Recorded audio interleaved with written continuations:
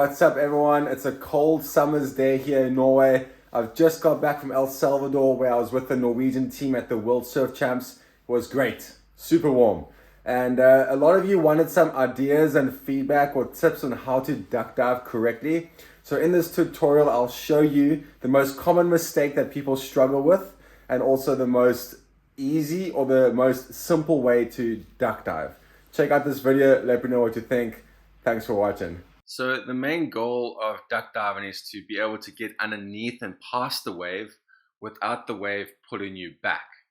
And you'll see with these two people, they trying to duck dive but not correctly, and they all get pulled and dragged back. And you'll see the main reason why this happens is because when they duck dive, they don't get the tail of the board deep enough. You see her tail still sticking up, and then this next one as well. His tail's still sticking out the water, and he's not able to sink the tail there. And then this guy as well, you see his tail is sticking way too far out.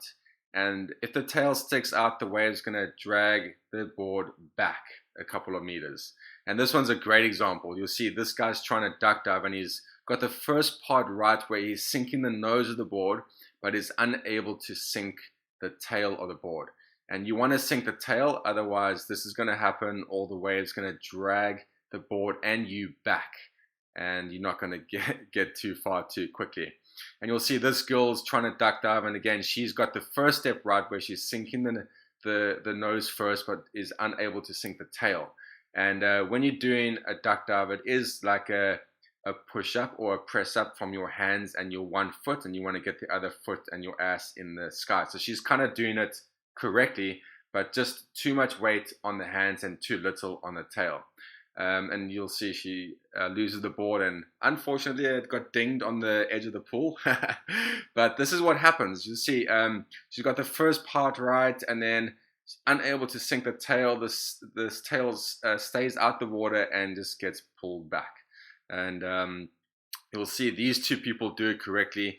This girl on the left side of the screen, she's using her knee just to duck dive. When you use your knee, it does work, but you just don't go deep enough. And the person on the right of the screen, he's duck diving using his foot. You see he's putting his foot on the tail and he sinks it down like that underneath the wave. It's also important to do it at the right time. My friend over here had the perfect technique, as you can see. His timing was just a little bit off, and he ducked up a little too late and wasn't able to get underneath the wave in time. So compare that one to this previous one, this one over here, where this guy's going to duck dive and he goes underneath the wave just before it gets to him. You see he's gone right there.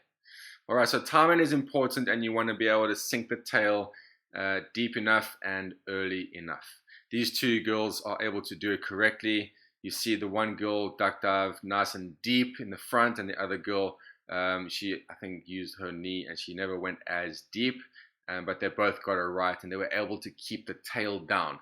So watch my videos of me duck diving here in the swimming pool.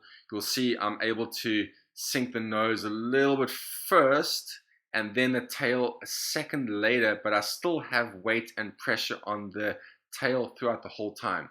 And you want to do kind of like a press up or push up, like I said, getting the ass up and keeping weight and pressure on both your hands and the one foot.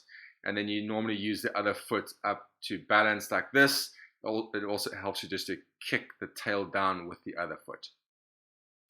And when you're doing a duck dive, when you do it correctly, you're actually able to generate speed and project forward and not backwards. So you see I started from a stagnant position, and I was able to do it correctly and then project forward with the right technique. So you sink the nose a little bit earlier, tail a second later.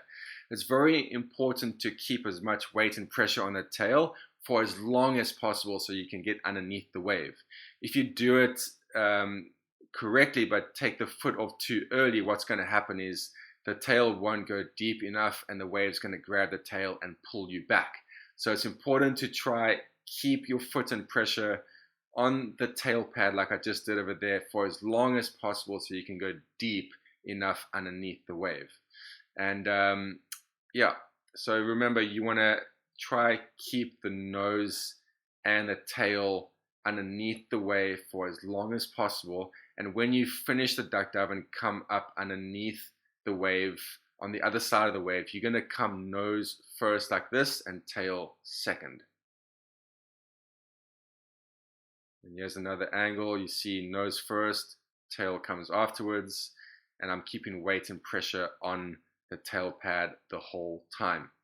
So you don't want to take the foot off the tail pad too early, because then you're going to lose the board when the wave comes, as it's going to grab the tail and pull you back. Thanks so much for listening. Hope you enjoyed it. If you have any questions, feel free to let me know.